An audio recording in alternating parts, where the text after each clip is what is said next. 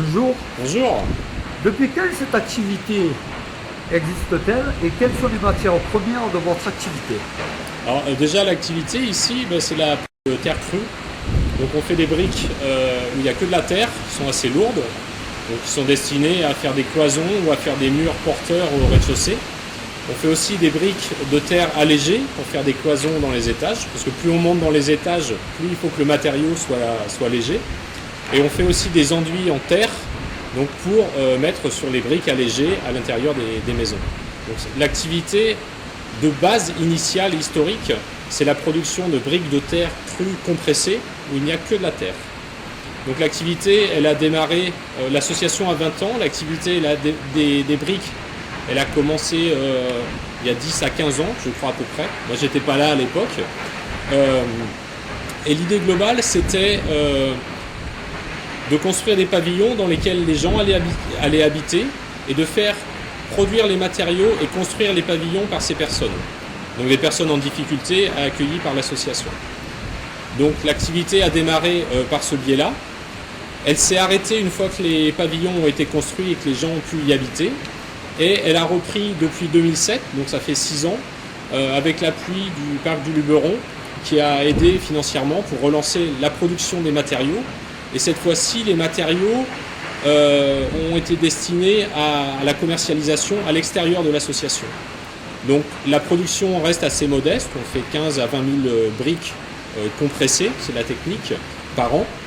Donc ça ne permet pas de faire des dizaines de milliers de maisons, mais bon, on agit à notre échelle et on vend les briques à l'extérieur, soit des particuliers en direct, soit à un revendeur de matériaux pour les clients qui seraient trop éloignés de Cavaillon et pour qui on ne pourrait pas organiser la livraison. Ou voilà. Donc vous avez vos travaux un peu devant vous, que je vais regarder un peu de plus près. Voilà, mais ça c'est les briques allégées avec la paille. Donc on fait ça uniquement depuis l'an dernier. Donc on est encore en train de roder la production. Donc les briques sont assez légères. Je suis pas hyper costaud, mais vous voyez, si j'arrive à les manipuler, c'est qu'elles sont légères. Dedans il y a de la terre, il y a du sable, il y a de la paille, du copeau de bois. On a mis un petit peu de gerbe de lavande et un sous-produit du riz qui est la coque du grain de riz. Donc tout ça, ça fait des cloisons allégées qui vont être montées avec un mortier qui va être fait avec de la terre et du sable uniquement. Il n'y aura pas de ciment, il n'y aura pas de chaux. On essaie d'en mettre le moins possible parce que pour les produire, il faut chauffer et chauffer énormément des matériaux et que brûler une roche à plus de 1000 degrés, ça consomme énormément d'énergie. Donc pour ne pas gaspiller, on essaie de ne pas l'utiliser. Donc sur un usage pour des cloisons, ça fonctionne très bien. C'est une question écologique aussi, en fait. Voilà, aujourd'hui, on nous impose à faire des maisons hyper bien isolées pour consommer le moins possible de chauffage. Par contre, ce qui est oublié, c'est qu'on a le droit de mettre en œuvre des matériaux qui ont été très gourmands en énergie pour leur fabrication et qui poseront des problèmes de recyclage une fois qu'on détruira la maison. Donc, utiliser de la terre, de la paille, du bois, ça consomme quasiment rien à fabriquer et ça ne consommera rien à détruire. Donc l'idée c'est vraiment ça, c'est économiser le plus possible l'énergie et quand on doit utiliser du ciment, bien on en utilise, mais ce qui est con c'est d'en utiliser partout en permanence. Donc c'est toujours le bon matériau au bon endroit. La chape en béton, elle est utile. Par contre, faire tout le reste de la maison en béton, ça ne sert à rien. Donc c'est là où on peut utiliser des briques de terre, on peut utiliser d'autres techniques qui ne sont pas des briques, mais en restant dans les matériaux écologiques. Et les matériaux écologiques, aujourd'hui, on a le choix soit de les acheter dans les magasins.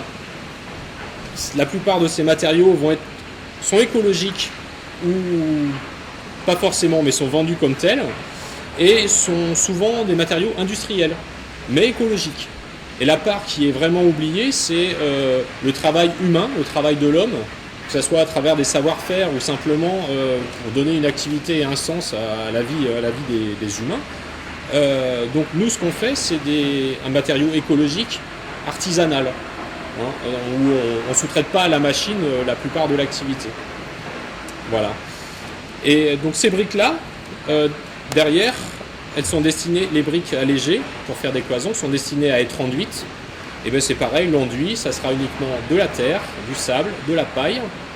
Et pour durcir ces enduits, parce que les enfants vont toujours avoir envie de gratter par exemple, eh bien on va utiliser une petite stratégie qui consomme très peu d'énergie.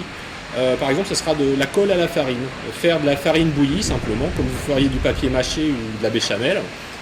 Et ce que ça fait, c'est que ça fait une croûte en surface. Et donc ça suffit, il n'y a pas besoin de dépenser plus d'énergie. Ça suffit largement